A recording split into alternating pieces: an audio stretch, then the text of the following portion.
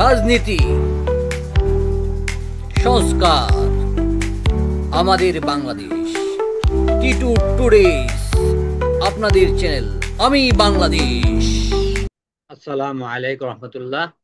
Titu today's চ্যানেলের পক্ষ থেকে সবাইকে স্বাগতম।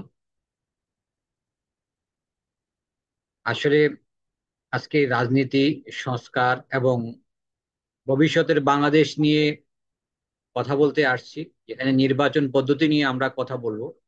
আজকের দ্বিতীয় এবং শেষ ধাপে কথা বলতে চাই যে আমি যেটা চাচ্ছি সেটা জনগণের সামনে এবং যারা রাজনীতিবিদ আছেন তাদের সামনে উপস্থাপন করছি।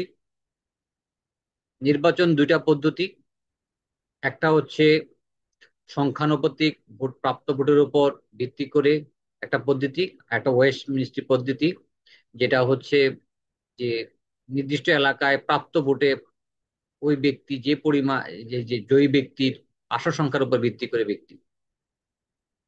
তো আমরা যেটা চাচ্ছি, এক নম্বর, নিম্নকক্ষ এবং উচ্চকক্ষর ক্ষেত্রে প্রথমত হচ্ছে নিম্নকক্ষ নির্দিষ্ট অঞ্চলের প্রাপ্ত ভোটের মাধ্যমে বিজয়ী প্রার্থীকে বিজয়ী ঘোষণা করা হোক, যেটা পূর্বতন ওয়েস্ট মিনিস্ট্রি পদ্ধতি এবং পূর্ব পদ্ধতি যেটা আছে সেটা। নাম্বার দুই, উচ্চতর ক্যাবিনেট বা সেখানে বাংলাদেশে টোটাল যে প্রাপ্ত ভোটের পার্সেন্টেজ অনুযায়ী আসন বিভাজন এবং ন্যূনতম 10টা সংরক্ষিত আসন রাখা,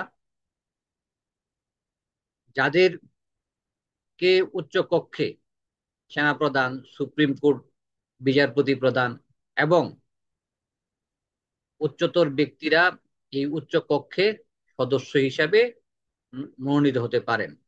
এবং সাবেক যারা বুদ্ধিদীপ্ত এবং কর্মঠ, যাদের দিয়ে আমরা সারা বিশ্বে ব্যবসা বাণিজ্য আমাদের মুখ উজ্জ্বল করতে পারবো, শুভেচ্ছা দূতের মতো তাদেরকে উচ্চ ক্যাবিনেটে এরকম 10টা আসন থাকার জন্য আমার প্রস্তাবনা।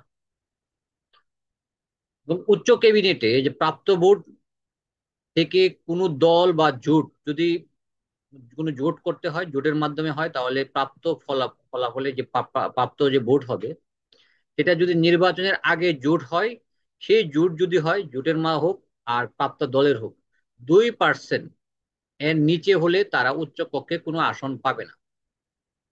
স্বতন্ত্র প্রার্থী হিসাবে যারা পাশ করে আসবে নিম্নকক্ষে, তাদের ভোট ওই জায়গায় কাউন্ট হবে না।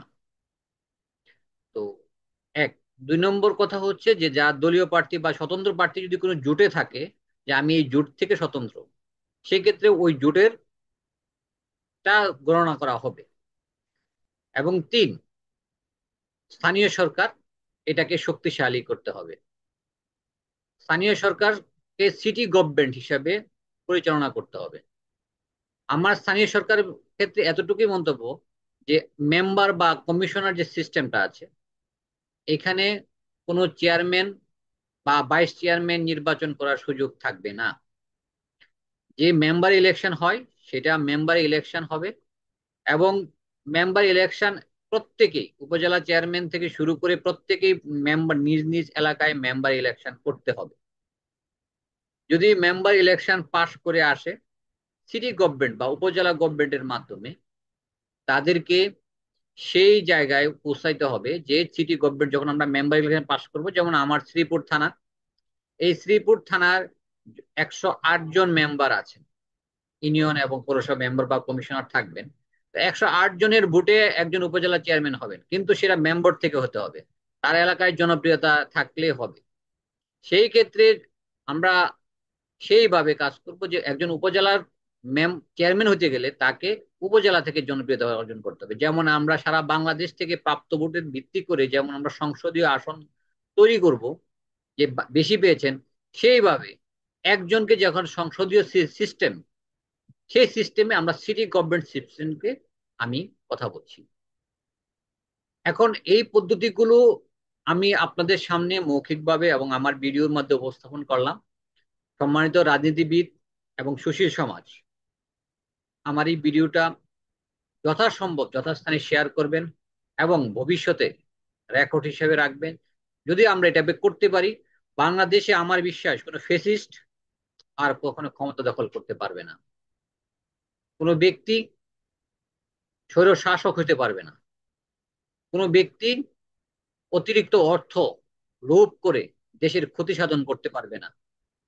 সবাইকে ধন্যবাদ। বাংলাদেশ জিন্দাবাদ।